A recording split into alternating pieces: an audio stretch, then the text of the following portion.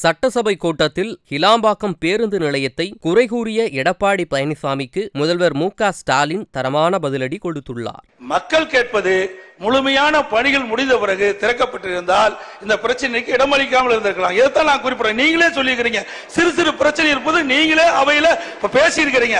அந்த சிறு சிறு பிரச்சனைகளையும் தீர்க்கப்பட்டு முழுமையாக பணி நிறைவு பெற்ற பிறகு இந்த பேருந்து நிலையத்தை திறக்கப்பட்டிருந்தால் இந்த விவாதமே நடைபெற்றிருக்காது.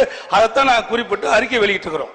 எதிர்கட்சி தலைவர்கள் சொன்னது போல சிறு சிறு பிரச்சனைகள் மட்டுமல்ல, பெரும் பெரும் பிரச்சனைகள் எல்லாம் இருந்தது.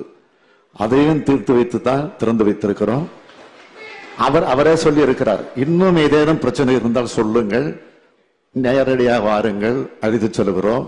நீங்கள் சொல்லுகிற குறைகளை கூட நாங்கள் தீர்த்து வைக்க காத்திருக்கிறோம் என்றுதான் பெருந்தமையாக சொல்லி இருக்கிறார்.